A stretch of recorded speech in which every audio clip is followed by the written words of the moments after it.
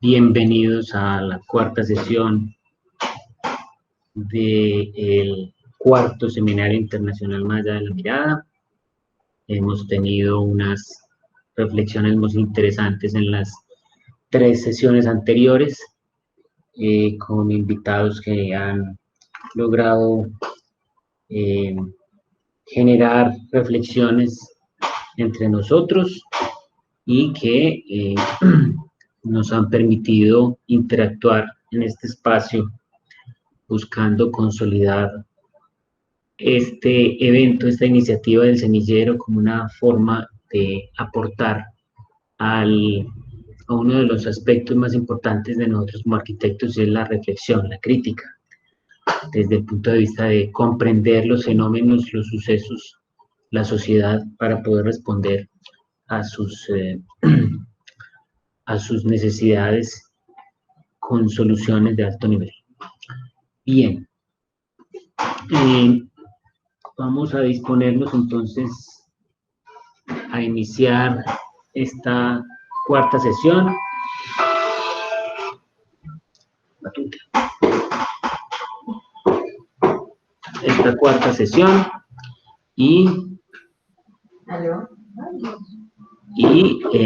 Para ello entonces vamos a presentar a nuestro invitado de hoy, que inicia las charlas. Él es el arquitecto Héctor Orozco Castañeda, arquitecto de la Universidad Nacional de Medellín, especialista en finanzas y evaluación de proyectos de la Universidad de Antioquia, arquitecto independiente, socio de empresas desarrolladoras inmobiliarias, miembro de la Junta Directiva de la Sociedad Colombiana de Arquitectos Regional Antioquia, procurador regional, afiliado a la Lonja de Propiedad Raíz de Medellín y Antioquia, y cuya actividad profesional la ha desarrollado en el diseño, la construcción, la estructuración de proyectos y los avalúos. Es importante entonces aquí resaltar, yo y Héctor nos convalida el apoyo de la Sociedad Colombiana de Arquitectos a esta iniciativa, su integración a este proceso reflexivo, y así como el apoyo de la Benemérita Universidad Autónoma de Puebla, del Colegio Mayor y de los docentes del programa de arquitectura de la lengua. Los dejo a ustedes con... Adelante. Gracias, buenas tardes a todos. Es un placer estar aquí con ustedes y poder compartir este espacio. ¿No me escuchan? ¿Me escuchan ahí? Sí, sí se escucha. Miguel lo oye. Claro. Sí. Sí, me escucha. Sí. ¿Sí me escuchan? Bueno, señor, hágale pues. Sí, era yo el que tenía el volumen apagado. Ok, perfecto. Nuevamente quiero agradecer la invitación que me han dado para participar en este evento a través de la Sociedad Colombiana de Arquitectos. Gracias al semillero, gracias a la Universidad Católica Luis Amigó. Y realmente es un placer estar con ustedes y poder darles a ustedes un poco de mi conocimiento y experiencia en este campo que yo considero que es apasionante, de la estructuración de proyectos inmobiliarios. Así que voy a compartir pantalla para iniciar la presentación. Ustedes me confirman que sí esté compartiendo para iniciar la presentación. Sí, ya lo vemos, Héctor. Ok. Bueno, antes de iniciar, yo quiero hacer como algunos apuntes. Primero, destacar la importancia de la Sociedad Colombiana de Arquitectos Regional Antioquia. Hacemos parte de esta sociedad porque creemos en la agremiación. Creemos que es un mecanismo mediante el cual podemos difundir, fortalecer, actualizar todos los temas que tengan que ver con la arquitectura. Y la agremiación nos permite estar fuertes en todos los contextos. Así que los invito a ser parte en el futuro como arquitectos de la Sociedad Colombiana de Arquitectos Y desde ahora, como estudiantes de una organización que tenemos nosotros de estudiantes que se llama el CESCA, desde allí podrán ustedes recibir cualquier tipo de consultoría, asesoría y apoyo desde el contexto de la arquitectura de lo que nosotros manejamos. Yo hago parte de la regional y soy el actual procurador. Básicamente es un cargo que está orientado específicamente a la parte social, para validar que se cumplan los objetivos, los estatutos y la misión de la sociedad. También quiero hacer algunos elementos antes de entrar en materia, unas reflexiones que yo quiero que la tengan muy bien. En primer lugar, es que yo quiero que no vean esta conferencia como una conferencia más en su vida, sino que vean que ella tiene elementos muy importantes del orden profesional, que se convierte en una alternativa más en el futuro para ustedes para desarrollar la profesión de arquitectos.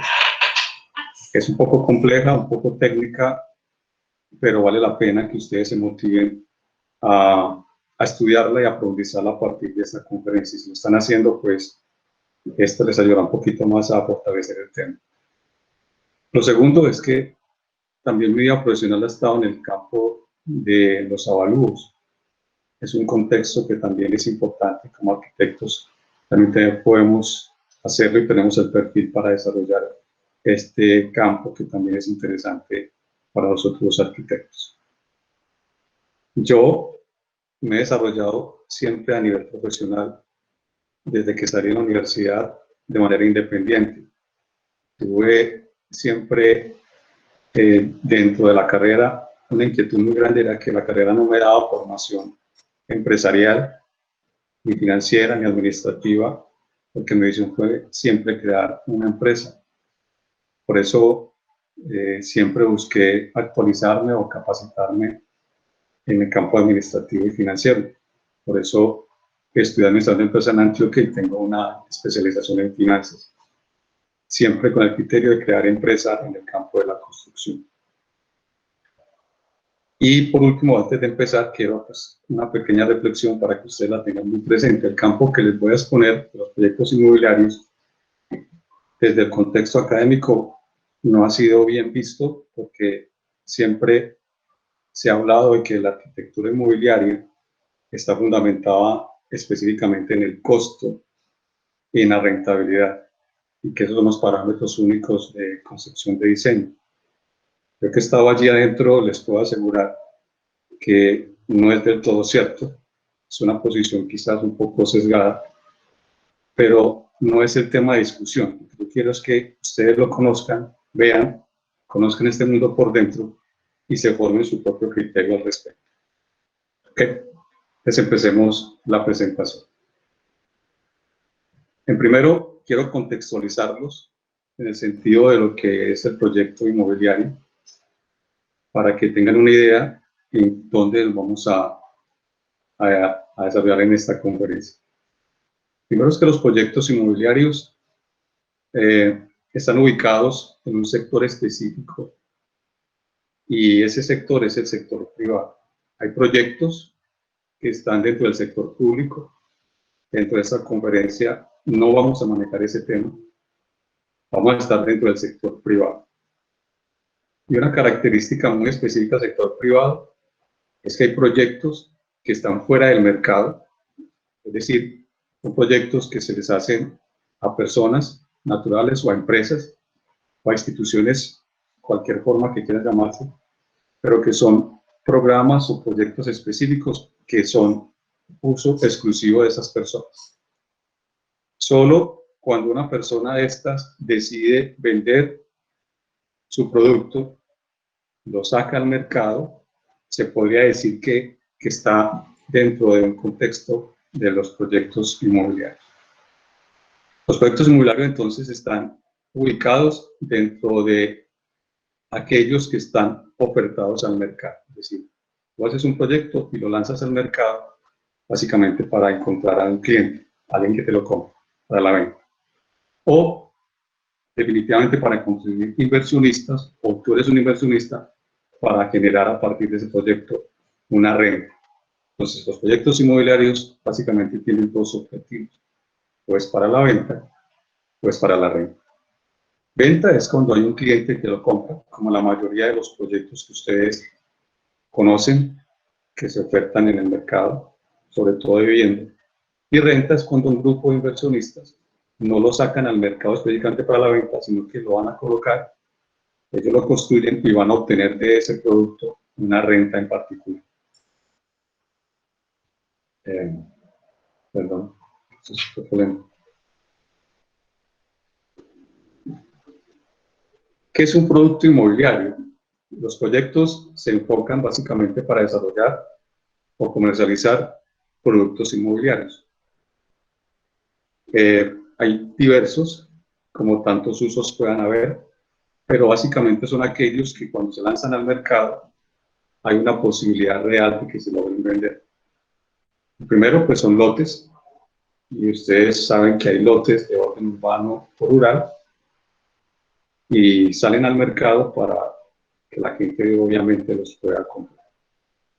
Habitacionales, que es el más común, y dentro de los habitacionales podemos destacar los proyectos BIP, o los proyectos BIS, o aquellos superiores a BIS. Básicamente son todas las viviendas de estrato superior a BIS en todos sus contextos, tanto apartamentos como viviendas. Están los proyectos comerciales o uso comercial, que básicamente están enfocados a locales comerciales de cualquier índole, bien sea en espacios individuales o en centros comerciales o en cualquier otro contexto. Están los de servicios, podemos encontrar básicamente las oficinas, hoteles o cualquier otro tipo de producto como ese que salga al mercado. Y los industriales, donde el que más es conocido es las bodegas. Digamos que por en adelante ustedes van a escuchar hablar de productos inmobiliarios y esos son básicamente los que en el mercado se ofertan. Estos proyectos inmobiliarios tienen etapas y estas etapas es muy importante entenderlas para poder determinar nuestro accionar, nuestro trabajo hacia dónde está focalizado. La primera etapa de cualquier proyecto inmobiliario es la etapa de la prefactibilidad, en donde hay dos niveles de acuerdo al alcance que se pretenda dar a esa prefactibilidad. La primera es una formulación que tiene básicamente un alcance en el cual puedas decir si se puede o no desarrollar el proyecto. Y el otro es una estructuración, básicamente donde tú ya detallas más esa prefactibilidad y puedes determinar con mayor exactitud y confiabilidad si lo que tú vas a hacer es viable o no viable, o rentable o no rentable, de acuerdo a lo que tú quieras organizar. Después de superar esta etapa y decir que el proyecto avanza, sigue la etapa de planeación, que básicamente es aterrizar todo lo que se hizo en la prefactibilidad, sentarse a planear de manera detallada y concisa y rigurosamente todo el desarrollo del proyecto, basado en lo que se estructuró. Y allí se hace una refinación de la estructuración. Luego se pasa a la etapa de organización, que es ya preparar para la puesta en marcha y desarrollo del proyecto, donde se asignan una serie de tareas y organización muy clara para que se pueda empezar a desarrollar lo que se planea. Y hay un criterio de gerencia y dirección, que es que todo lo que se planea, se organiza, hay que dirigirlo, hay que gerenciarlo para que se lleve a buen éxito. Entonces, esas tres etapas son fundamentales para poder que el proyecto logre ser exitoso. Hasta ahora no hemos hecho nada, simplemente ha sido prefactibilidades y todo en términos de planeación y dirección, de tal manera que podamos organizar como todas las cosas del proyecto. Luego pasamos a la ejecución. Y en la ejecución, básicamente hay dos etapas muy importantes, que es la etapa de comercialización de ese proyecto. Para, si sale al mercado, pues obviamente el objetivo es venderlo. Y la construcción, que específicamente son como las dos columnas de vectores de la ejecución. Si algo está en ejecución y hubo planeación, pues tiene que controlarse. Entonces, en la etapa de control está todo lo que es interventoría, supervisión técnica externa, que hace que todo lo que se planeó, lo que se estructuró, realmente se haga correctamente. Está la entrega de los productos inmobiliarios a los clientes y está la liquidación del proyecto como tal. Quiero que tengan claro que es un proyecto. El proyecto tiene una concepción, un desarrollo y un final. Que en ocasiones el proyecto lo desarrolla una empresa que tiene continuidad en el tiempo. Un proyecto como estos tiene específicamente un horizonte de tiempo. De esas etapas en particular, pero de regreso, yo quiero, todo lo que voy a hablar hoy en esta conferencia es de la etapa de la prefactibilidad, es decir, en la estructuración. Ahí es donde va a estar concentrado. En las otras es un mundo impresionante, ustedes se pueden dar cuenta que es enorme, pero me voy a concentrar solamente en la etapa de la prefactibilidad, específicamente la estructuración. Pero quiero hacer énfasis en dos cosas de los productos inmobiliarios, que es la comercialización y la construcción. Porque son dos columnas vertebrales que hacen que el proyecto finalmente sea exitoso o no. De esas comercialización, pues hay varias etapas. La primera es el lanzamiento del proyecto, luego unas preventas y luego uno totalmente fundamental y prioritario, que es el punto de equilibrio. Enseguida voy a hacer énfasis sobre ese tema, y luego el cierre de ventas. Es decir, que la comercial del proyecto está asociado específicamente a unos procesos, a unas etapas, y cada una de ellas depende cómo se está comportando el mercado y si el proyecto va a lograr desarrollarse. La comercialización arranca sin que se haya colocado absolutamente una piedra en la obra. Se hace un lanzamiento formal, se hacen unas preventas para ver si el producto llega a ser bien reconocido por el mercado, y se establece un punto de equilibrio, una fecha en la cual uno dice, si logramos el punto de equilibrio, el proyecto realmente ha sido aceptado por el mercado y ya podemos empezar las siguientes etapas que tienen que ver con la ejecución. Si llegar a punto de equilibrio, no se puede y no se recomienda empezar una construcción, porque es muy posible que no se llegue y el proyecto llegue a abortarse porque no tiene aceptación del mercado. Esa comercialización depende de muchos aspectos, pero indiscutiblemente hay elementos que hacen que el proyecto sea exitoso. El diseño, el mercadeo y obviamente el respaldo de quien está desarrollando el proyecto. Cuando hablo de diseño, hablo básicamente de arquitectura.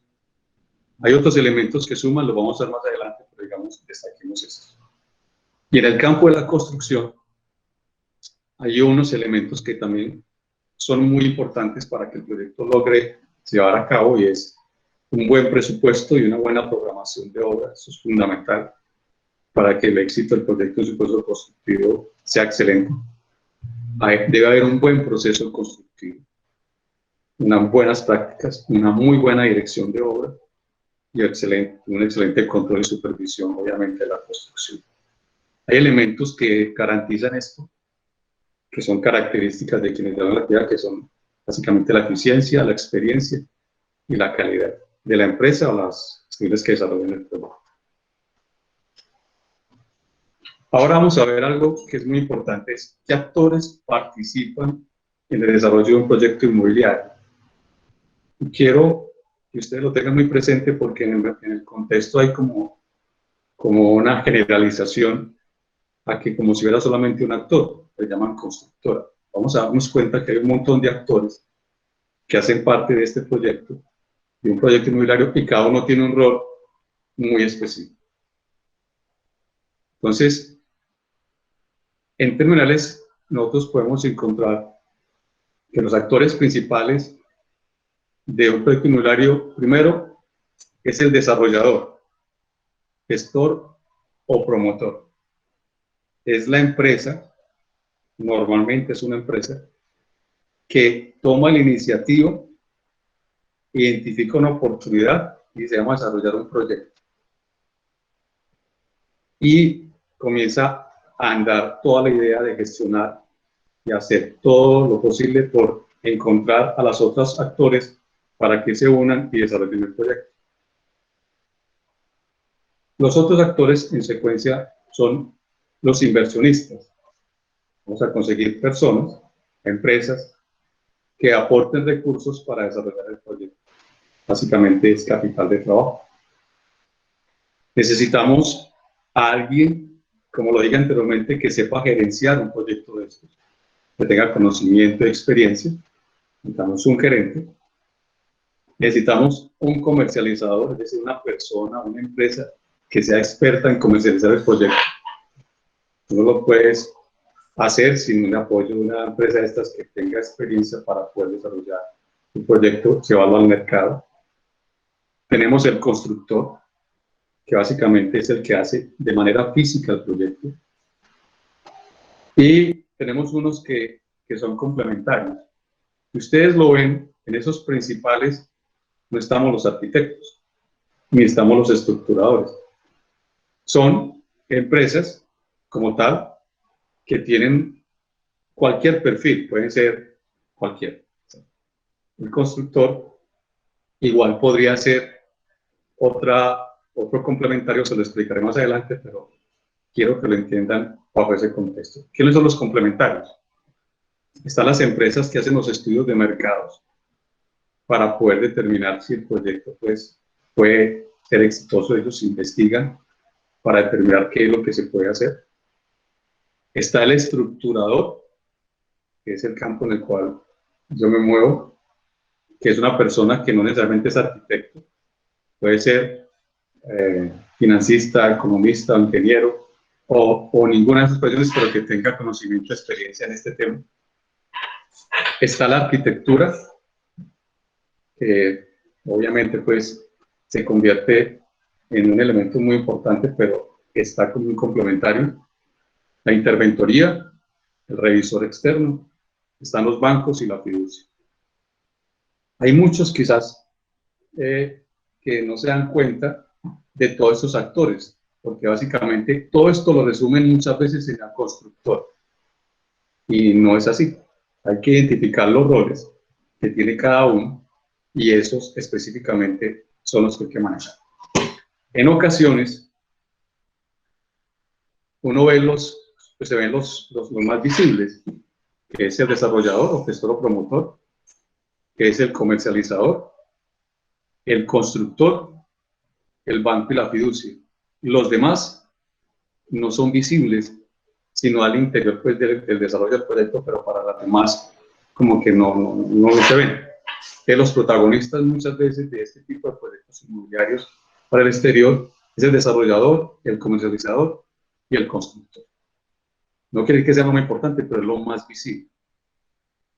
Y a veces hay que llegar a entender quiénes son los propietarios del proyecto para saber realmente cómo se dinamizan. Por lo general, los propietarios del proyecto es el desarrollador y los inversionistas. Los demás normalmente son contratados y están presupuestados como parte del desarrollo del proyecto, pero no son los dueños. Es decir, aquí cabe ya un tema muy importante, es quién ejecuta, quién hace cosas, pero quiénes son los propietarios realmente de los proyectos o de la empresa que hace eso. Entonces, la gerencia se contrata, el comercializador se contrata, el constructor se contrata y los demás también se contratan. Normalmente es por esos roles que desarrollan, pero en ocasiones, y lo más frecuente que sucede en nuestro departamento o en nuestro país, es que una empresa integra varias actividades o integra todas y hace el rol de todo lo que planteamos anteriormente. Me devuelvo. Es decir, que una empresa hace varias acciones. Es el desarrollador, pone los recursos, hace la gerencia, construye, a veces comercializa o se divide en esto. Y también tienen dentro de su equipo de trabajo pues una parte o un área de dependencia que hace el estudio de mercados, un área que hace la estructuración, tienen un área de arquitectura, los interventores sí están por fuera por ley que hacerlo, y los bancos y fiducia obviamente pues necesario para poder que el proyecto pueda comenzar y tener éxito. Entonces, cuando ustedes digan de ahora en adelante, la constructora, comiencen a pensar, venga, el tema es un poco más complejo. Yo, ¿por qué llegué a esto? Porque yo siempre fui constructor y yo consideraba que como constructor, diseñador, pues tenía un rol muy importante en toda esta cadena de desarrollo de actividades. En la práctica, la mayoría de nosotros somos insumos y no tomamos decisiones, las que la toman son nosotros. Porque nosotros no somos desarrolladores, inversionistas, o no estamos en la cadena mayor de este tema, porque no somos formados para eso, no tenemos formación en emprendimiento y a veces no conocemos cómo se dinamizan y se manejan este tipo de proyectos o de negocios en particular. Es un tema interesante. Después, en otra ocasión, se ahonda en ese tema. Ahora miremos un poquito el concepto de la arquitectura inmobiliaria, para llegar pues al desarrollo de los proyectos. Es un tema que ustedes quizás no conozcan, yo lo he denominado así, quizás otras personas lo digan de otra manera, pero básicamente es aquella arquitectura o proyectos que salen al mercado, como lo he planteado, y están sujetos a la demanda de oferta en el mercado. ¿Y qué determina esa arquitectura inmobiliaria específicamente? Es la misma arquitectura que se diseña para zonas naturales o instituciones privadas, pero tiene unos elementos determinantes antes de llegar a lo que normalmente nosotros hacemos, que son unas variables que tenemos que conjugar para que realmente el proyecto pueda finalmente ser exitoso, que hace que esto sea un poco más complejo del campo del diseño. Primero, los determinantes del mercado. Tenemos que conocer y estudiar el mercado de los productos o del proyecto que nosotros pretendamos desarrollar. Es decir, hay que estudiar cómo se desarrolla el mercado en nuestra ciudad, por sectores, por barrios, por vías, como quieran plantear, a ver cómo es la dinámica de ese mercado. Ese mercado o ese estudio de mercado nos va a dar a nosotros unos elementos para determinar cuál es el cliente. Lo otro que no debemos saber es que nosotros no tenemos un cliente, una persona en particular. Tenemos un nicho de mercado. En ocasiones, muchas empresas no lo hacen, sino que simplemente lanzan en el mercado el producto, pero ya hoy en día se tiene que ir segmentando específicamente hacia qué mercado o nicho de mercado se va a lanzar ese producto.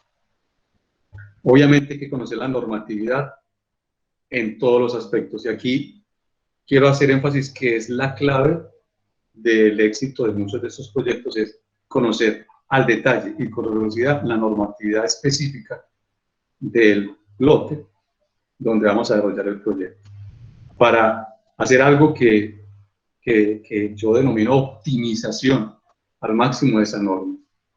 Porque si no la conoces bien, si no la dominas bien, si no la estudias bien, puedes perder posibilidades de sacar productos o optimizar lo que tú consideres que vas a ofertar al mercado. Entonces, de ahí yo, digamos que resalto lo que es los índices de edificabilidad, que son aquellos que te tienen que dar todo el potencial para poder desarrollar al máximo el proyecto. Hay otro determinante que es la ubicación, es decir, tú tienes que saber muy bien dónde ubicas tu proyecto, porque el mercado es muy duro en ocasiones y no te lo va a comprar porque no está bien ubicado respecto a elementos muy básicos que tiene un cliente cuando va a comprar. Una persona cuando va a comprar, pues, si ustedes lo han hecho o si viven en un proyecto inmobiliario, buscan primero ubicación, cercanía a movilidad o transporte específico, cercanía a sitios de interés, calidad del barrio o de la cuadra, calidad de la urbanización o del edificio en particular. Esos mismos elementos tienes que tener en cuenta tú para determinar que realmente haya una opción para que tú lo puedas hacer. Tienes que conocer también los comparables, es decir, qué otros productos similares se están ofertando en el lugar donde tú estás, qué empresas hacen lo mismo que tú haces, cuál es el elemento diferenciador para que te compren a ti y no a la otra empresa. Ese tipo de cosas las tienes que conocer. Tienes que saber determinar cuál es el producto inmobiliario que vas a ofertar al mercado. Ni siquiera has diseñado, aquí no has diseñado nada, simplemente estás concibiendo qué tipo de producto inmobiliario. Si es vivienda, entonces, ¿qué características debe tener? Si es aparte estudio, si es vivienda, si es un apartamento simple, si es dúplex, qué tipo de área, perdón, qué área, qué tipo de especialidad, qué tipo de acabado. Comienzas a determinar en términos generales y de concepto qué es lo que puede ofertar y qué es lo que el mercado está demandando y qué es lo que tú puedes plantear. También debes conocer el valor de venta. Ese mercado de esos productos similares que yo estoy mandando tienen en el mercado este tipo de precio, este valor. No es que el mío vale más y lo va a mandar por encima de ese valor de mercado, no lo vas a vender. Tienes que conocer muy claro cuáles son esos techos, esos valores de venta que el mercado está planteando para el producto que tú estás ofertando. Porque eso te da a ti elementos muy claros para ir decantando y depurando qué es lo que vas a hacer. También debes contemplar que un proyecto debe tener un horizonte de tiempo. No puede estar un proyecto ahí eternamente, porque finalmente eso no es atractivo ni rentable para cualquier desarrollador. Tienes que colocarle un proyecto en un horizonte de tiempo que lo que tú diseñes, lo que tú plantees, lo que tú estructures, finalmente sí sea vendible. Y que haya un límite en el cual diga definitivamente el mercado no respondió, replanteemos o abortemos el proyecto. Debes tener muy claro que uno de los elementos es que la rotación de ventas es muy consistente en este tema, es de que tú puedas vender los productos en el tiempo en el cual estipulaste que se podían vender. Entonces ya uno entra a conocer el mercado, productos comparables, entra haciendo amigas o experiencia de decir, bueno, ¿cómo vende este producto? En términos, es decir, hay un índice que es cuántos apartamentos, cuántas casas o cuántos lotes vendo por mes. Esa rotación es muy diversa por municipio, por tipo de producto, pero debes conocerla para saber que tu proyecto sea viable en esos términos. Y también tienes que conocer los costos. Sabes las ventas, pero tienes que conocer los costos que te podrán determinar este tipo de proyecto y te dará una idea de lo que puedes ofertar. En esta etapa de la estructuración, conocer el costo es un poco complejo porque tienes que llevar una experiencia y una trayectoria de conocimiento a través de lo que tú puedas hacer como constructor. Si no lo tienes, tendrías que consultarlo, es un poco privado, mucha gente nota la información que tú requieres de manera oportuna o correcta. Llevar a referencias de lo que dice Camacol o lo que dice Construdor es un poco riesgoso. Tienes que depurar muy bien el tema. Entonces hay como 3 niveles de costos o de valores estimativos para que tú puedas hacer en esta primera instancia unos determinantes, que es un estimativo que tiene un nivel de confiabilidad del 80 al 85%. Un presupuesto detallado, pues que no se hace aquí, sino más adelante, pero si lo puedes hacer mucho mejor, que tiene un nivel de confiabilidad del 90-95%, si está bien hecho absolutamente todo y con tu experiencia. Y obviamente el otro nivel es el ya de la construcción física del proyecto. Todos esos elementos son los que tú tienes antes de empezar todo el proceso de diseño, que aquí arranca a partir de esto, los elementos normales o el proceso de metodología que tenemos nosotros los arquitectos para diseñar un proyecto. Cada uno lo tiene, aquí hemos recibido conferencias anteriores o en esta pandemia de procesos de diseño, de metodologías de diseño, que es el encargo, el programa, estudiar bien el lote, el entorno, emplazamiento, geoclimática, forma, postura, todas esas cosas que no digamos que no sean importantes, todas lo son, de hecho hay que tener en cuenta en todos los contextos. Hoy el criterio de bioclimática, el criterio de sostenibilidad son muy importantes para poder ofertar o diferenciar un proyecto. Yo ahora soy socio de un proyecto y estoy participando en Santa Marta en uno, y esos criterios han sido lo que ha marcado la diferenciación en que la gente tome la decisión de compra. Entonces, obviamente, hoy en día el comprador es más inteligente y toma decisiones muy importantes, no basados en lo que el mercado normalmente está planteando, en cosas diferenciadoras, normalmente que sean valores agregados en tu proyecto. Ahora, ¿de qué depende el éxito de un proyecto inmobiliario? Son muchos elementos, pero yo quiero que tengan en claro que esto es un negocio con visión empresarial, que lo desarrollan nuevamente empresas. O sea, son 2 elementos muy claros. Esto no se hace fortuitamente a ver qué sale, sino que son empresas organizadas, muy estructuradas, que conocen su modelo de negocio, lo conocen bien y saben a qué apuntar. Y eso se tiene que sumar con elementos netamente empresariales, que son eficiencia, calidad, planeación, trabajo en equipo, control, experiencia, optimización, que son elementos que se suman a cualquier tipo de empresa. Igualmente, en el campo inmobiliario tiene que manejarse en esos criterios. Pero si miramos algunos elementos que destaco aparte de esos criterios empresariales, es hacer un buen estudio de mercados, aprovechar al máximo la normatividad, hacer una muy buena estructuración, porque ese es el punto de partida. La estructuración te determina si el proyecto lo puedes hacer o no. Una muy buena arquitectura, una muy buena mezcla de productos. ¿A qué llamo yo mezcla de productos? Cuando tú haces un proyecto en edificio, 20 apartamentos y todos son iguales, tienes simplemente un perfil de clientes para esos 20 apartamentos, pero cuando haces 3 opciones o 4 opciones con áreas, con calidades espaciales, vas a tener 4 opciones o nichos de mercado que te pueden comprar. Y adicionalmente, si le sumas un local comercial o lo mezclas con oficina o haces otro tipo de cosas, vas a encontrar una dinámica. Lo relevante e importante es hacer una buena mezcla para optimizar obviamente la norma y optimizar el mercado y que sea mucho más atractivo y fácil vender el producto. Es indiscutible que uno de los éxitos del proyecto es elegir un buen sistema constructivo, que sea acorde con el proyecto que tú estás haciendo, que sea eficiente y que sea de experiencia y que conozcas cómo se puede manejar. En términos generales, es determinante elegir buen sistema constructivo. Obviamente, hay un elemento adicional que es ingeniería. Dejémoslo por ahora en términos generales. Una buena gerencia en todos los aspectos.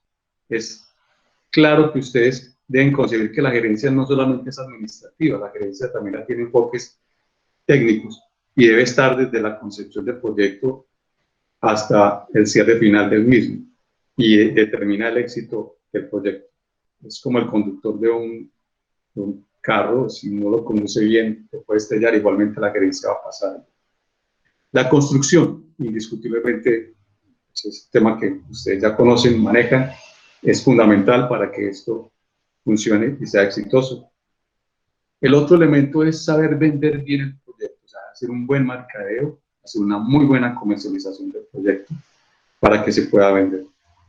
Cuando ustedes ven que un proyecto ya empieza la construcción, es porque realmente lograron un punto de equilibrio y la comercial de mercado lograron su objetivo de llegar a punto de equilibrio y posicionar el proyecto. Eso es muy importante. En ocasiones no quiere decir que sea exitoso, a veces las ventas se pueden pegar y se pueden quedar con algunos apartamentos o casas y es muy complicado porque ahí está la rentabilidad del proyecto. El equipamiento del edificio, los acabados, son cosas que hacen que el proyecto sea exitoso. Y hay un elemento que también es muy fundamental, es el capital de trabajo. Estos proyectos, estas empresas requieren capital de trabajo. Si no hay un flujo de caja que genere a partir del capital de trabajo, es muy complicado, demasiado complicado que el proyecto pueda ser exitoso. Así que mientras ese capital tenga un buen flujo para el proyecto, es exitoso. Vamos a mirar la prefactibilidad ya en detalle para que ustedes sepan cuáles son los contenidos que se debe de hacer y cómo se puede estructurar. Hay unos estudios, unas investigaciones y unos análisis previos que hay que hacer para comenzar a hacer prefactibilidad a nivel de estructuración. Y quiero que lo tengan muy claro que eso es la primera etapa y es determinante porque la prefactibilidad es lo que determina para la empresa si abordan un proyecto o no. Entonces tiene que ser muy exitosa. Es como cuando ustedes van a crear una empresa, primero investigan finalmente si lo pueden hacer, si eso es viable hacerlo, si es rentable, hacen todo antes de meterse. Porque si no lo hacen y se meten y fracasan, la pérdida es gigantesca. Aquí es igual, ¿sí? La prefactibilidad determina específicamente si eso se puede hacer. Y cualquier proyecto que ustedes vean que está ofertando actualmente en el mercado, pasó por esa etapa. ¿Qué hay que hacer? ¿Qué hay que investigar? ¿Qué hay que estudiar? Primero, todas las variables económicas aplicables a la economía que estén dentro de nuestro país. Las más importantes es mirar cuáles son las que afectarían o tienen que ver con lo que tú estás desarrollando como constructor, desarrollador de un proyecto. Pues la inflación la tienes que tener en cuenta. Si es un proyecto que está asociado con bienes de interés, tienes que conocer muy bien el comportamiento del salario mínimo. Si eres una empresa o productos que se van a aplicar a un proyecto específico, que tienes que importar productos, tienes que tener entonces de evaluación, tienes que conocer, y ahorita lo vamos a detallar, temas de comportamiento, de valoración de la vivienda, cómo se comporta. Digamos que esos quizás son los dos principales para que lo tengas en cuenta más adelante. Tienes que conocer muy bien el mercado y el cliente y el nicho de mercado, cuál es la oferta del proyecto. O sea, cada proyecto, cuando ustedes lo miren, el diseño del apartamento, el diseño de la casa, tiene un mercado, tiene un objetivo específico con ese nicho y eso está contemplado. Así que hay que estudiar dónde hay una opción de mercado, donde hay un nicho no explotado para poder ofertar un producto en ese sentido. Ya dije la normatividad, que es supremamente importante. Hay que conocer muy bien el lote y el potencial que tiene el lote en todo el contexto. Y estudiarlo muy bien, específicamente en su parte legal, de que tenga una buena tradición y que no tenga inconvenientes futuros. Hay que conocer el avalúo o saber de avalúos, porque no todos los lotes valen lo que dice el dueño que te lo quiere vender. Él quiere venderlo al mayor valor, pero un lote vale realmente por todo lo que en él se pueda desarrollar de manera objetiva y racional. Tienes que hacer estudios jurídicos de todo, específicamente como hacer énfasis en el lote, para que todo funcione correctamente y no tengas sorpresas ni inconvenientes. Tienes que estudiar todos los impuestos asociados con ese lote, con ese proyecto, conocerlos en detalle y saberlos orientar o presupuestar correctamente. Y obviamente tienes que saber todos los esquemas, políticas y estrategias de comercialización del proyecto. Entonces, esos son estudios que tienes que hacer dentro de la prefactibilidad para poder ir ahondando. Más adelante todo esto se convierte en cifras para poder determinar un modelo financiero, para determinar si es exitoso. Perdón. Luego tienes que hacer unos estudios técnicos y análisis, investigar técnicamente cómo desarrollar el proyecto en todos los contextos. Obviamente estudias el lote y todo lo asociado con el lote, suelos, topografía, todo el tema bioclimático que se tenga que ver con el lote, absolutamente todo. Tienes que estudiar todo el concepto de urbanismo asociado con tu proyecto y el que él pueda responder correctamente a la ciudad de la mejor manera. Tienes que estudiar todo lo que es arquitectura, todo lo que se requiere y los costos asociados con el desarrollo en cuanto al diseño de ese proyecto, igual con ingeniería. Tienes que saber todo lo que requiere tu proyecto, identificarlo y valorarlo. Tienes que determinar claramente cuál es el sistema constructivo más apropiado para tu proyecto, identificarlo y tratar en lo posible de que sea el más conveniente. Tienes que sacar un presupuesto en detalle que te dé una confiabilidad, bien sea a través de estimativos o un presupuesto, si lo quieres, lo puedes hacer, para que te dé una idea de qué vale construir específicamente ese proyecto. Tienes que hacer una buena planeación, estudiar qué vale la planeación, la gerencia. Y hay un elemento que yo identifico también, que hay que identificar un mapa de riesgos. Es decir, hay que establecer claramente cuáles son los riesgos asociados con ese proyecto, valorarlos, medirlos y comenzar a establecer dónde se pueden dar y cómo evitarlos. Y obviamente se tiene que identificar cómo es la propiedad del proyecto y cómo se gobierna el proyecto. Es decir, todos los actores que están allá, cómo interactúan, los dueños, cómo van a gobernar el proyecto. Eso hay que establecerlo y se debe plantear desde la estructuración. Si es una empresa con tradiciones muy grande, esto no estaría allí, pero sí es necesario saberlo manejar muy bien. Hay que determinar con claridad todo el tema de del capital de trabajo. Yo quiero hacer énfasis en esto porque es esencial que todo proyecto, así tenga un muy buen respaldo del mercado, requiere capital de trabajo. Ahorita se los voy a explicar el por qué. Bueno, aquí, las ventas. Ese es el primer factor que uno busca en capital de trabajo. Con los proyectos inmobiliarios es una particularidad que tú no lo tienes, sino a partir, entre comillas, del punto de equilibrio que te van desembolsando un poco. Porque estos proyectos inmobiliarios tienen una particularidad, y yo lo planteé anteriormente, no hice énfasis en él, pero es que todo tiene que estar con las garantías que ofrece o que requiere un proyecto de estos que el Estado exige para que los recursos de quienes van a comprar estén totalmente seguros, y es a través de una fiducia.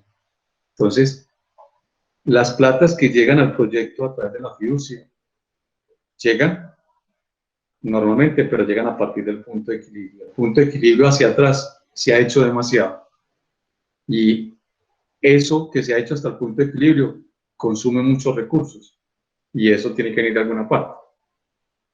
Entonces, o viene de los desarrolladores, o viene de los inversionistas, los proveedores no están aparte, o viene de bancos. Es un poco complejo porque a veces los bancos no te prestan para capital que no sea operativo. Es una estructura ya que tiene cada empresa de acuerdo pues con manejar el tema de sus negocios. Pero en las ventas en particular, la cuota inicial y la separación es un 30%. Depende de los proyectos. Hay proyectos que van hasta el 40, hasta el 50, depende del extracto, pero lo general es el 30%. Y ya al final, cuando tú entregas el producto terminado, recibes el crédito hipotecario o los subsidios del caso. ¿Qué quiere decir eso? Que ¿cómo construyes? Tiene que ser con capital propio o capital prestado, inversionistas o bancos. O sea que es necesario que tú garantices que esa plata esté. Ahora bien, todo eso que yo acabo de decir, hay que llevarlo a una modelación financiera. ¿Qué significa eso? Todos son estudios, análisis, investigaciones, pero usted tiene que llevar eso a cifras, a una modelación financiera que te permita decir, ¿es viable o no viable? Y la viabilidad de esto es rentable o no rentable. ¿Ganamos o perdemos? Debe haber un modelo financiero que te permita a ti determinar que el estudio de todas esas cosas incorporadas en el modelo financiero te arroja los resultados, que son los que tú vas a mostrar a tu empresa o a tus socios para decirte, metámonos al proyecto, que nos va a ir bien, es rentable, o no lo hagamos porque no lo es. Entonces, eso exige realmente una modelación financiera que es un poco compleja. Las empresas grandes que ustedes conocen tienen programas ya editados y pagan por ellos, donde meten toda la información de que hablamos anteriormente y eso le arroja unos resultados. Hay otras empresas que tienen sus propias modelaciones, sus hojas de Excel. Normalmente yo hago para lo que manejo con mi empresa una modelación en Excel, y tengo pues, un modelo que me permite llegar a resultados confiables. Entonces, esa modelación financiera, ¿qué contempla? Son dos modelos, un modelo estático y un modelo dinámico.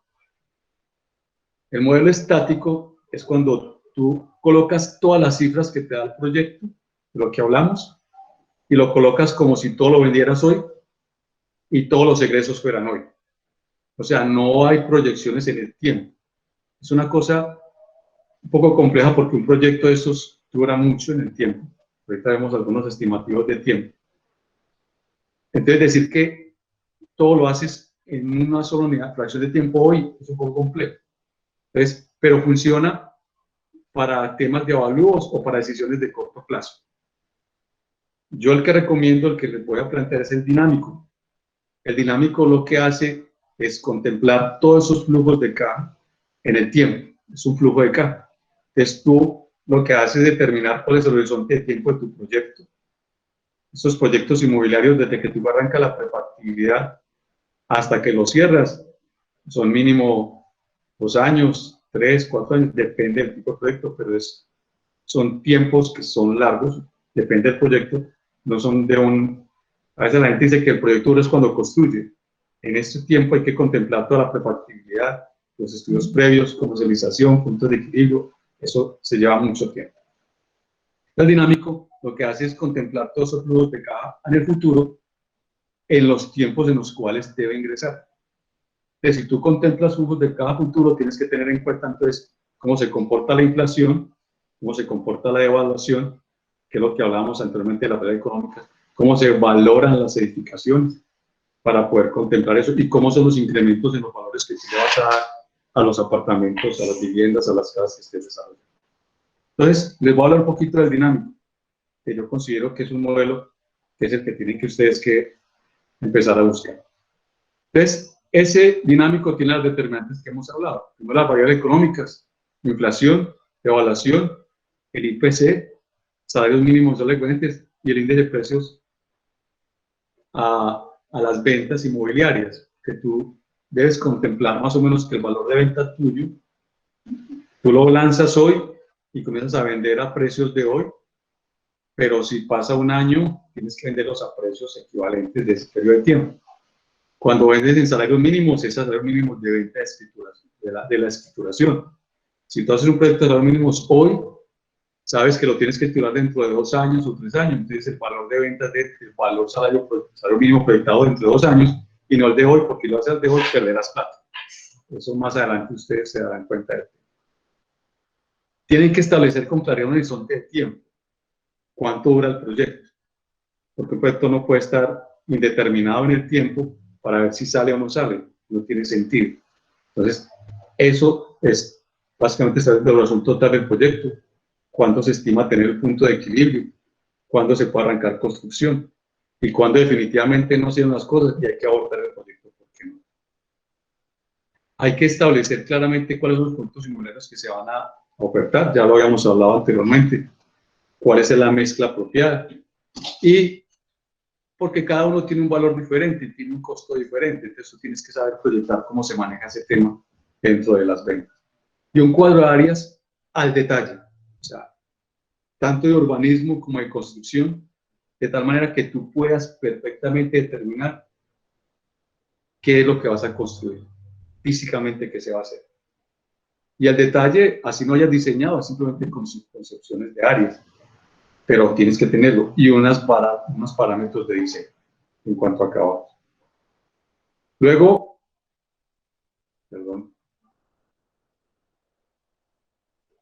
vamos para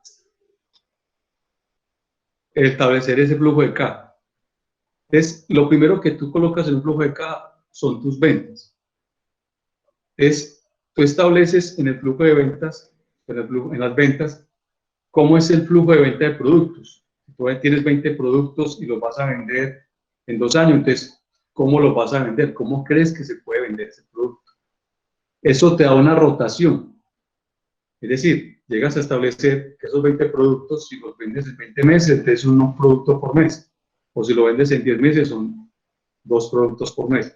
Eso lo da el mercado, pero tú también tienes que conocer cómo es la dinámica que puede establecer para ti esa rotación. Debes establecer el punto de equilibrio, porque es el que te determina a ti que el proyecto ya puede iniciar la siguiente etapa de ejecución y de construcción. Entonces, los puntos de equilibrio son muy importantes para ti, para establecer eso. Te lo pide la fiducia y tú tienes que ser muy organizado con ese tema. Tienes que establecer cuándo se cierran las ventas. El cierre de ventas puede que sea antes del punto de equilibrio, en el punto de equilibrio, o terminaste la construcción más cerrado. Eso es muy variable. La idea es, y el objetivo es que cuando termines construcción y empieces a entregar, ya hayas cerrado ventas. Y la forma de pago. ¿Cómo es que vas a establecer la forma de pago dentro de los productos inmobiliarios que tú ofertaste?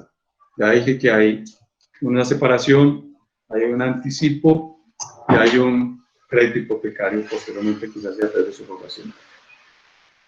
Del lote, que ya son egresos, debes conocer muy bien el valor del avalúo. porque un lote vale por lo que se puede hacer en él. Es decir, previamente tú tienes que estudiar cuánto vale ese lote, y ese lote, el avalúo se hace a través de un método que es un método residual, que es básicamente el mismo que estamos haciendo, pero previo lo haces para determinar que el valor del lote sí sea el adecuado. También determinar que ese lote, ese valor, sí sea coherente con el desarrollo del proyecto que estás haciendo, con el valor del proyecto que estás haciendo. Vale, ya sé que voy a terminar, tengo 6 minutos. Voy a tratar de agilizar, porque esto es lo más encarretador, lo más complejo que es el modelo financiero. Esto da para muchas charlas, pero voy a tratar de resumirlo entonces. ¿Quiere decir eso que el valor del lote pesa sobre el valor del proyecto? Les pongo una idea, un proyecto inmobiliario BIS, tope BIS, no puede ser superior el valor del lote entre el 8 y el 9% de las ventas totales del proyecto. Si es menor, mucho mejor, pero si te da el 12, el 14, ese proyecto no es para ese lote. Cosas como esa, así para cualquier otro tipo de proyecto, aplica. Y hay unos indicadores, la experiencia lo da, los colegas te dicen, ese lote no puede valer tanta plata de acuerdo al tipo de proyecto que haga. ¿Cómo se negocia el lote? Hoy en día es muy difícil que tú compres un lote de una vez sin saber realmente el proyecto inmobiliario, puedes perfectamente ser exitoso. Entonces, negocias el lote y negocias un arrendamiento o una forma de pago, o si tienes mucha liquidez, lo compras de una vez. Eso ya lo hace cada constructor. Hay unos costos indirectos que se tienen que calcular con exactitud: la gerencia, comercialización, impuestos, arquitectura, ingeniería, diseños y estudios complementarios, presupuestos, formación, licenciamiento, escrituración, imprevistos indirectos que no están asociados con la construcción física del proyecto. Luego están los directos, que es la construcción física del proyecto, que es la construcción del urbanismo, las edificaciones, el equipamiento comunitario, comunal, la construcción específica complementaria, la dirección técnica, honorarios de constructor, interventor, revisor, CISO, garantías por venta y imprevistos. Es claro determinar quién construye, si construye el mismo desarrollador o construye un externo, porque eso cambia los costos de construcción.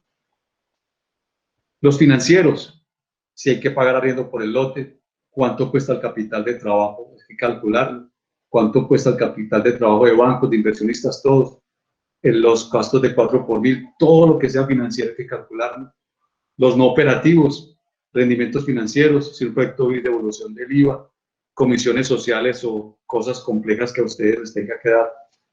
Cuando hablo de comisiones, es como por ejemplo en Bello, que quedaron en ocasiones dinero para poder que lo hagan trabajar a uno, cosas como esas, saberlas identificar muy bien. El impuesto de renta.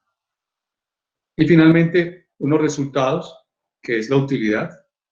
Esa utilidad hay que determinar su rentabilidad de todo el proyecto en términos de utilidad sobre las ventas, el TIR, valor presente neto, el EBITDA, la rentabilidad de los socios que participan en el proyecto, los dueños, qué dividendos les da, cuál es la TIR de cada uno, el valor presente, y cuál es el múltiplo inversor. Básicamente es alguien coloca un peso en el proyecto y cuánto le devuelve el proyecto a él. Ese múltiplo inversor es determinante. Quiero que ustedes nunca se les olvide el tema.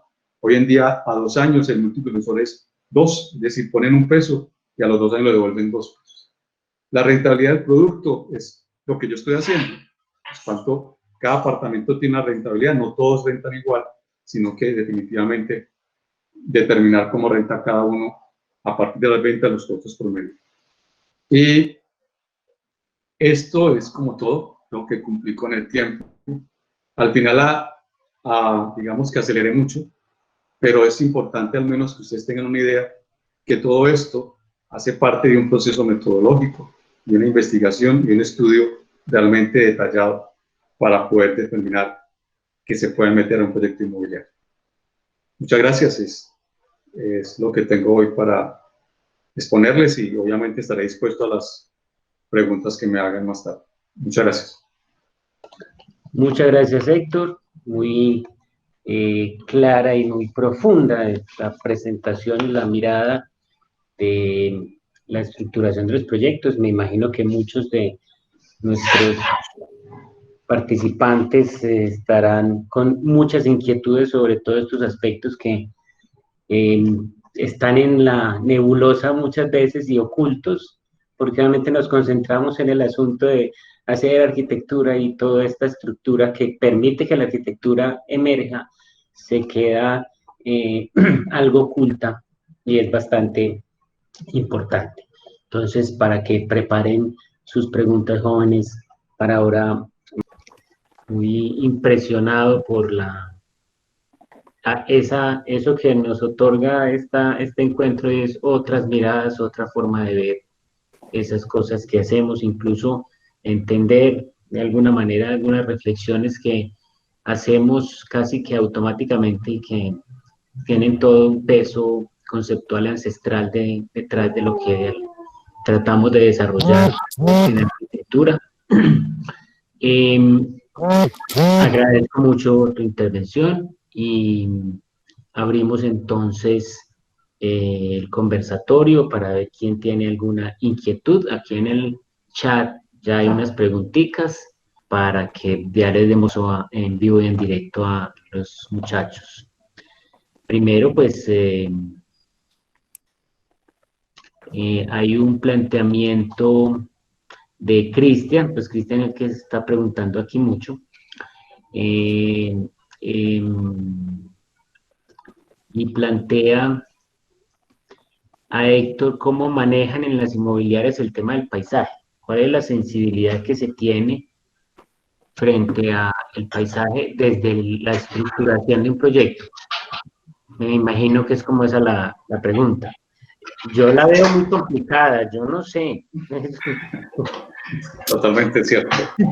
Pero a ver, yo les cuento, yo les decía a ustedes que el ejercicio de la arquitectura dentro de los proyectos inmobiliarios contempla hacer un análisis juicioso del lote y de su entorno y tratar que el diseño arquitectónico responda coherentemente con ese análisis.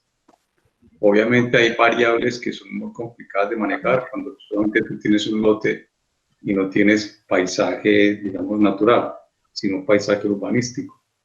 Hay cosas en las cuales entonces tú tratas de adaptarte a las características de ese sector, en cuanto a altura, en cuanto a volumetrías, en cuanto a piel, a texturas.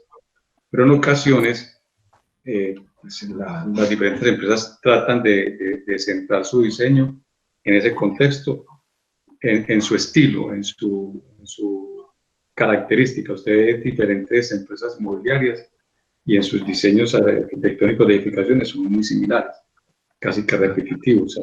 Eso es respetable. Cuando ya son urbanizaciones más grandes, cuando hay lotes y hay urbanismo que te permite tener zonas verdes, zonas que te permiten recorridos, pero hay un trabajo más detallado y se piensa más en recorridos, se piensa más en arborización, se piensa más en relaciones con el entorno en esa función, o inclusive cuando se analiza la bioclimática y hay mucho asoleamiento, o hay ventilaciones, hay pasa desagradable, se trata de orientar la edificación hacia ese lado, dentro de lo que se pueda obviamente hacer. Pero es complejo porque un proyecto inmobiliario no tiene las posibilidades ni las opciones ni las libertades que puede tener un proyecto personal de una casa campestre o algo por el estilo, donde hay muchas opciones más que hacer. Pero obviamente, dentro de lo que yo hago en medio profesional, sí trato lo posible de aplicar ese contexto. Hay una pregunta de Miguel para Héctor, bastante interesante la pregunta. Así como en Ruta N se financian proyectos empresariales, ¿hay alguna entidad que financie proyectos arquitectónicos? ¿O cómo es el proceso de buscar inversionistas para la construcción de lo que diseñamos?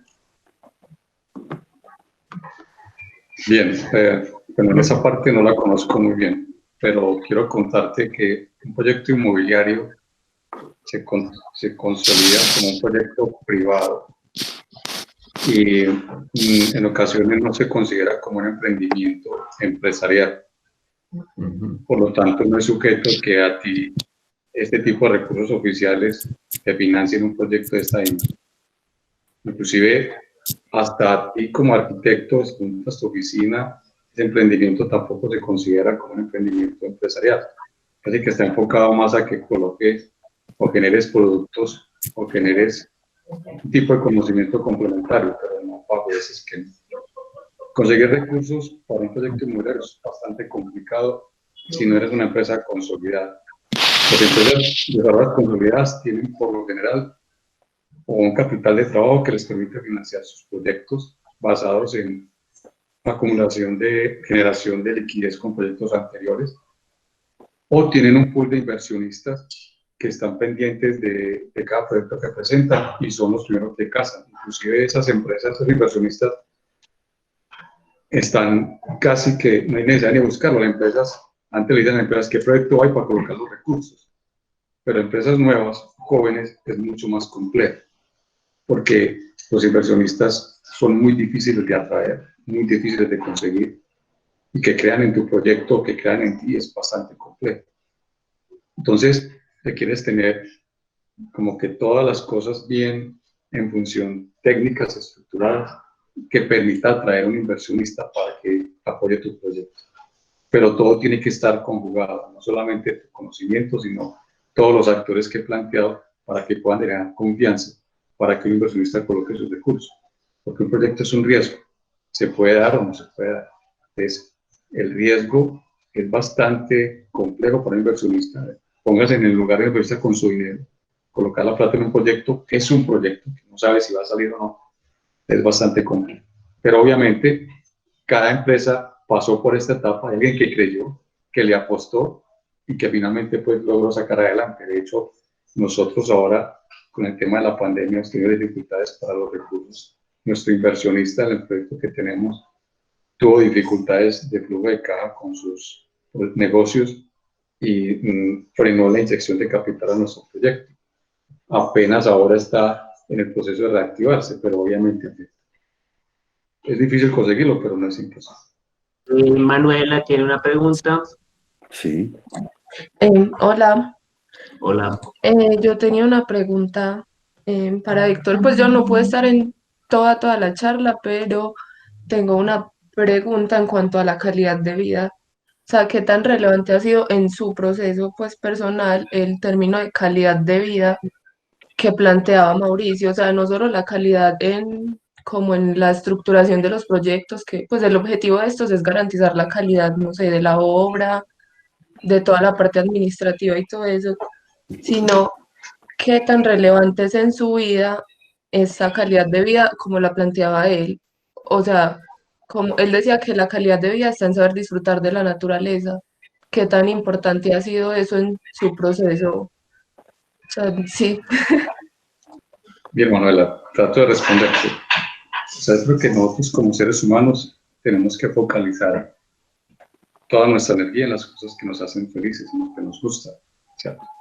Tanto a nivel profesional como a nivel personal, a nivel espiritual, a nivel familiar, todos los contextos que tú puedas.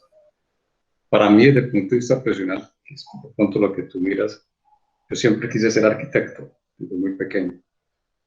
Y quise ser arquitecto no porque tuviera ningún familiar, ni amigo, ni conocido que fuera arquitecto. Yo me crié en las laderas de Medellín, aquí en Castilla, en el 12 de octubre, y no tenía nada cerca que me diera el aliciente para decirle que bueno hacer esto. Era más el referente de las cosas que había en otras partes de la ciudad, que yo lo asociaba de eso es muy bonito, eso es agradable, que hay que hacer o que hay que estudiar para poder hacer algo como eso. Y de alguna manera en el colegio me dijeron que eso lo hacían los arquitectos, me enfoqué por ese lado. O sea, no tuve nada diferente a eso como concepción para poder elegir mi perfil profesional y elegir la carrera de arquitecto. Cuando pasé a la universidad y comencé a estudiarla, obviamente me gustó mucho y fue realmente muy satisfactorio y comprobé que era lo que yo quería hacer. Pero mi enfoque o lo que yo viví más fue más la construcción que el diseño. Mi padre tuvo una casa en el 12 de octubre, una casa del Instituto de Crédito Territorial, que le dieron el lote con una construcción básica, o sea que era incrementar lo que había que hacer. Entonces después construyó una habitación, después otra, después tiró la losa, lo que era los juegos populares, y ahí me tocó acompañar todo ese proceso y me encantaba ese proceso. Entonces, cuando empecé a estudiar la universidad, rico, casi la construcción. Yo soy arquitecto de la Universidad Nacional. En ese tiempo se enseñaba construcción, estructuras, costos, más que ahora. Era un énfasis muy particular en ese tiempo.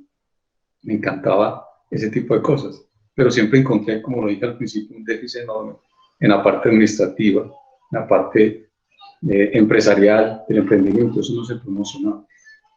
Busqué esa posibilidad y siempre quise crear una gran empresa constructora, era la opción. Pero me desvié en un momento en el camino, me metí solo a construir, siempre tuve trabajo construyendo, como persona natural, como independiente, y no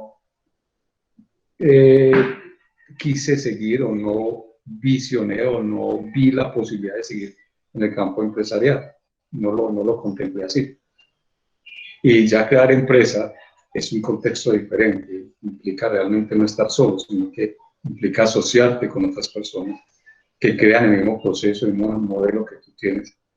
Y hoy en día, si tú me preguntas que si yo en esa parte empresarial soy satisfecho o no, yo pienso que perdí mucho tiempo y me desenfoqué. Ahora ya estoy retomando la empresa que tengo, donde soy socio, permite retomar ese tipo de cosas. Es algo que es muy satisfactorio, de pronto ustedes lo pueden ver, es que a veces nosotros los arquitectos diseñamos y pocas veces tenemos la posibilidad de participar en la construcción de lo que diseñamos.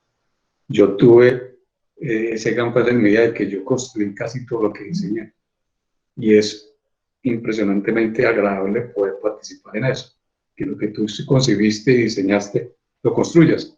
Inclusive darte cuenta que en la construcción encuentras errores de diseño que tú mismo lo puedes ajustar y mejorar. Eso es increíble y eso es muy rico. Sentir eso es muy, muy agradable. Pero en el campo empresarial, algo que sí debo como recomendarles es que en este campo de los proyectos inmobiliarios, quien toma las decisiones muchas veces no es el arquitecto. Los dueños de las empresas no son los arquitectos. Por lo tanto, quien toma la decisión lo toma con criterios, como lo han dicho en muchas ocasiones, comerciales y de costos. Yo recuerdo alguna vez que diseñé para una empresa un proyecto, decía, aquí arquitecto, usted no pretenda ganarse el Premio Nacional de Arquitectura. Aquí hay unas premisas específicas que tiene que cumplir, tiene que adaptarse a ellas. Tenía que, de alguna manera, la arquitectura sujeta a ese tipo de cosas. Ahora estoy en una empresa que, si yo soy el arquitecto de una decisión, ¿por qué no crear espacios, crear arquitectura que sean acorde a lo que yo considero que creo? Yo creo que cuando logre hacerlo y la empresa esté bien posicionada, podría hacer eso y sería mucho más feliz en ese contexto. No sé, Manuel, si te queda satisfecha tu pregunta. Sí, gracias. Muchas gracias, Héctor. ¿Hay alguna otra pregunta? ¿Uno de los muchachos, alguno de los profesores que ha estado por aquí quiere hacer alguna pregunta? Cristian, que pregunta tanto ahora. Cristian escribe en el chat que le gustaría saber la opinión de Héctor sobre el protagonismo del arquitecto en la obra. Cristian, ¿la puedes precisar? Yo trato como de responder o entender qué es lo que quiero. O sea, primero, es el arquitecto el creador del espacio, de la materialidad, de la concepción de la estructura. O sea, nosotros somos los que le damos forma a la arquitectura en ese contexto. Pero en ocasiones no construimos. Quienes están en la obra son diferentes a los que diseñan. Y quienes están en la obra, obviamente, pues trata de interpretar los planos tal como se concibieron y desarrollarlo. Si tú alguna vez tienes la oportunidad de construir lo que tú diseñas, la sensación es diferente.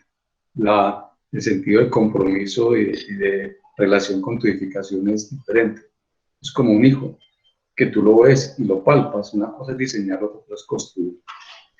Pero yo me he encontrado en mi vida profesional con dos contextos muy claros, que a veces el arquitecto en las obras no es muy visible, porque en el común de los trabajadores y de la gente siempre asocian que el que construye es un ingeniero y no un arquitecto. Entonces en mis obras yo voy y me dicen ingeniero. Yo digo, no, yo soy arquitecto. Listo, arquitecto. A los 5 minutos, ingeniero. O sea, todo el mundo asocia que el que construye es un ingeniero y no un arquitecto. Es como una cosa cultural. pero ten la certeza que el cliente, que esa es la diferencia, elegirá siempre contratar al arquitecto para construir su casa que a un ingeniero, porque sabe que el arquitecto le pone más compromiso, más sensibilidad y está mucho más comprometido con el diseño y el buen concepto espacial arquitectónico de su edificio o de su casa. Bien, bueno, yo quisiera preguntarle a Héctor, porque me parece un detalle muy importante, y es que, ¿cuál es el impacto?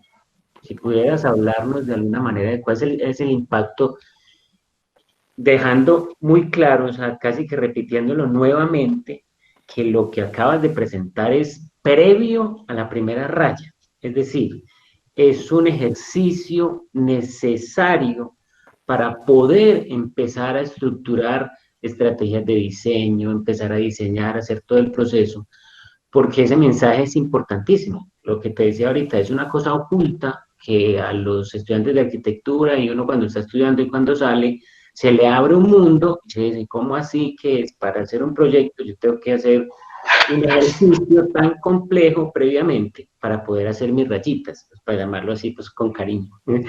Sí. ¿Y cuál es el impacto de ese ejercicio? ¿Cómo interpretaría ese impacto, ese ejercicio en el proceso posterior hasta llegar a la ejecución?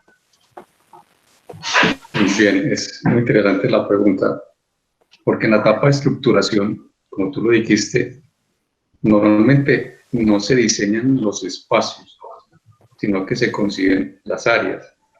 Básicamente, tú determinas que si es un proyecto habitacional en un edificio en altura, por decir una cosa, tú dices que el mercado te plantea que debe ser apartamentos de 70 metros cuadrados, de 80, de 90, de 100, de 120 o de 200, como tú lo concibas dentro de la estructuración. Pero tú no planteas al interior un diseño específico, sí concibes espacios. Deben haber 3 habitaciones, 2 baños, una cocina, porque eso te permite a ti establecer con claridad un estimativo del costo por densidad de área diseñada para poder presupuestar. Ya cuando tú llegas a la etapa de diseñar, ya tienes una base de que tu apartamento o que el mercado estableció eran 72 metros cuadrados. Entonces, ¿cómo tú logras hacer un buen diseño, una buena distribución dentro de ese espacio? Obviamente, el edificio no tiene formas, entonces tú comienzas a establecer las formas a partir de allí. Tienes conceptos de que debe tener espacios de circulación, puntos fijos, ascensores, parqueaderos. Tú tratas de encontrar la fórmula apropiada para hacerlo. Pero hay una premisa que sí es clara en este mercado, es que tú tienes que procurar en lo posible optimizar. Optimizar que el área vendible sea lo más cerca posible a la área construible. Me explico. Tú construyes 100 metros cuadrados en un proyecto inmobiliario, un edificio, pero no puedes vender 100 metros cuadrados, porque de lo que construyes hay espacios que son comunes, hay espacios que es de equipamiento, hay retiros, hay un montón de cosas constructivas que tú no puedes vender, pero que es necesario que construyes. Es esa relación, en ocasiones hay proyectos que tú construyes 100 y vendes 70, o sea que hay 30 que no puedes vender, pero es necesario, eso no se puede comprar, puede vender hasta construirlo. Igualmente cuando te vas acercando a 100 es muy buena relación. Igualmente pasa con los espacios interiores. Hay diseños, tú tienes que optimizar al máximo el diseño interior en donde las circulaciones sean lo mínimo y el espacio real utilizable sea lo máximo. O sea, tú puedes tener 70 metros cuadrados donde haya 30 de circulaciones y se ve pequeño el apartamento, pues el espacio. O tener 70 metros cuadrados donde circulaciones son 10 o 15. O sea, es tratar de diseñar de la mejor posible, de la mejor manera, lo más óptima posible esa relación, donde el espacio útil sea el mejor. Porque es eso, la gente cuando va a tomar una decisión de compra, focaliza pues aparte de lo exterior, que en gran parte se toma la decisión por el exterior, por el contexto, por la localización, por cercanía a puntos de interés, por cercanía a movilidad. Cuando ya se entra al interior, tienen que mirar ciertos espacios que sean de confort, que sean agradables. ¿Cuáles? Por ejemplo, obviamente la cocina, que impacta mucho a las mujeres, en temas de que pueda realmente ser un gran espacio. La alcoba principal es fundamental que sea muy bien diseñada, que tenga la posibilidad de vestir. Hoy en día el mercado está planteando que hayan en los baños internos, no en los sociales, al menos, si no es posible en los internos, que hayan 3 espacios, o sea, que tú estás en el baño, hayan 3 espacios útiles al tiempo, y no como en estos baños que es muy complicado, que a veces son 2 o al menos 1 solo. Entonces, son ese tipo de cosas que tú comienzas a ver calidad. La forma de aperturar la puerta, la forma en que si tú abres la puerta y si no hay un machoncito antes de la apertura, la chapa golpea el muro. Entonces, cuando hagas ese tipo de cosas, te permite cómo ubicas la nevera respecto a la cocina para que no moleste, para que sea mejor. Son pequeños detalles de diseño que tú lo que haces es optimizarlo para que sea más atractivo dentro de la oferta de toma de decisión de quién va a comprar. Aparte pues de los acabados, obviamente. Entonces, obviamente sí, uno tiene una premisa en la estructuración, pero ya el nivel de detalle y velocidad viene en el diseño, y es buscar la posibilidad. Usted va a encontrar hoy en día conceptos de que ese mismo diseño se repite aquí, o en otro proyecto, puede que sí. Cuando tú diseñas un apartamento de 30 metros cuadrados, y son 30 proyectos, se deberán parecer. Obviamente, pues no todos, cada uno tiene la posibilidad de hacer cosas diferentes, pero trata de colocar calidades, amenidades que sean mucho mejores dentro del apartamento, y es lo que hace que el proyecto de uno pues, se venda en el mercado más que otros. Eso es como el objetivo. Ok, muchas gracias, Héctor, por la respuesta. Daniel, ¿tiene otra pregunta? Sí, pero ¿no crees que al pegarse de lo que dice esa persona limita mucho al arquitecto y por ende la posibilidad de hacer un proyecto que cambie que cambie la ciudad, y no solo la ciudad sino el mundo? La pregunta Porque si Daniel, la pregunta sí, para hasta él. aquí lo dejo. La pregunta Daniel, para él. imagino que sí.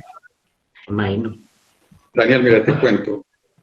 Cuando el dinero que se involucra no es el tuyo en un proyecto inmobiliario, tú puedes soñar y hacer todo lo que tú consideres, ¿cierto? Pero cuando es el tuyo, tú comienzas a ser mucho más racional, porque sabes que efectivamente, si tú tomas una decisión de diseño espectacular para hacer el super edificio, el mercado no te va a pagar más por él. Pero tú, por querer ganar eso, si tú vendes un apartamento, dices que los apartamentos son de 70 metros cuadrados, por decir una cosa, a 300 millones. Pero tú haces uno de 100 en 300 millones porque tú quieres dar más calidad, dar mejor concepción, que la altura de los pisos es de 2,80, pero tú la quieres de 3,50 porque es mucho mejor. Claro, alguien tiene que pagar eso. ¿Quién lo va a pagar? Si tú eres el dueño de la empresa, lo pagarás tú. ¿Tú estás de acuerdo en hacer ese tipo de cosas? Obviamente que no. O sea, tú tienes que ser mucho más racional de toma de decisión. Que tú puedes mejorar la arquitectura, hacer una mejor fachada, una mejor materialidad, una mejor piel, con unos costos similares. Sí, por ese lado sí, obviamente. Puedes tener mejores acabados, así sean del mismo costo, pero mejor concebidos. Por ese lado sí. Es realmente una ecuación que tú tienes que buscar el sano equilibrio y la mejor manera para que tanto el diseñador, los dueños del proyecto, como la comunidad ganen. Es un gana-gana para ambos. Cuando alguno de los dos pierde, es un problema de equilibrio que no está bien. No sé si me entendiste. Sí, que hay que ver los costos porque esa persona no se va a gastar 4.000 millones en eso. Ok. Muy bien, Daniel. Muchas gracias por un asunto que yo entiendo el comentario que hiciste, pero aquí hicieron un comentario cuando te hablaste de las cocinas y las mujeres. Y entonces Daisy plantea un comentario que dice, la cocina impacta grandemente a las mujeres. Yo creo que eso ya cambió. Yo entiendo el comentario y sé a qué te refieres, pero quiero como que de pronto respondas el comentario porque yo creo que también hay un poquito de generalización de algunas cosas. En nosotros mismos generalizamos cosas. Pero no es un concepto que yo dije machista. Yo lo dije básicamente en la decisión de cómo. Sí. O sea, es eso por ese enfoque. O sea, tú miras una cocina que tenga una muy buena distribución, que tenga, por ejemplo, un buen almacenamiento, una buena iluminación, que tenga por decir algo, una península, una isla, que tenga algo que te agrade, así tú no cocines, eso llama la atención, porque es un punto de decisión importante, es por ese enfoque. Igualmente la alcoba principal, lo dije, obviamente tú miras todo, pero hay puntos que te ayudan a tomar finalmente la decisión. Piensa, una cocina mal diseñada, tú de alguna manera la relacionas con un mal producto, eso es lo que quiero decir. Pero en ningún momento es un criterio machista, y si lo tomas así te pido disculpas por ese sentido.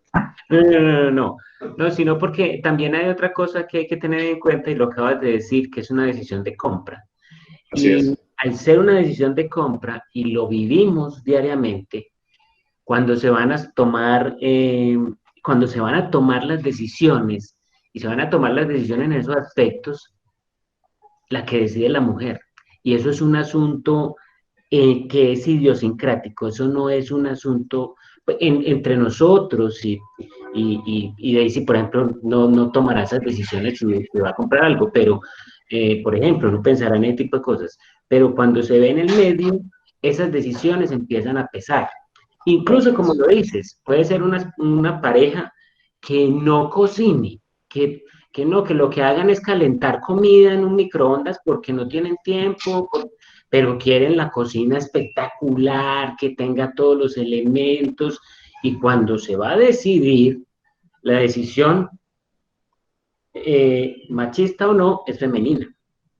Y eso es un asunto que se vive en el medio. Sí, es un asunto social, claro, es un asunto de nuestra sociedad, sí. Y que el comentario sé que no iba por ese lado, sino que es un asunto, es una decisión de compra. ¿Quién decide qué comprar qué? Y en casos, en términos muy generales, cuando uno sale a plantear, a comprar cosas, muchas veces le pregunta a alguien más lo que uno va a comprar para tomar una decisión. O sea, hay como ese tipo de, era ese asunto. Okay. Sí, gracias. Sí, Daisy, eso es un tema gigante también, es un asunto también para reflexionar, porque hace el comentario de que sería genial hacer una tesis sobre eso, una investigación. Ahí tienes un tema para trabajo de grado. ¿Puedo decir algo? Daniel, cuéntanos. Pero que sea una postura desde el ambos bandos, tanto desde el hombre como de la mujer, y no una de una persona feminista de las radicales actuales que solo que nivelan por la protección de las mujeres, sino que le ponen a insultar a una mujer que está, bueno, ya, para no alargarme, es eso básicamente. Muy bien, ok, muy bien, Daniel.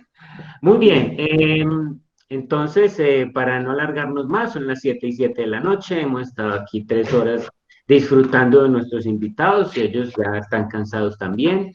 Les agradecemos mucho y los invitamos porque hay una sorpresa para mañana. Hemos invitado en lo posible para que nos acompañen todos nuestros ponentes mañana a las 6 de la tarde, después de las 2 charlas del día, para terminar con un conversatorio entre todos, de ser posible, porque me imagino que algunos de los estudiantes habrán quedado con preguntas de lo que sucedió el lunes, y a alguno se le ocurrirá alguna otra cosa ahorita cuando se acueste a dormir, sobre lo que dijo Héctor o lo que dijo Mauricio, o mañana en la mañana le empezará a resultar alguna inquietud.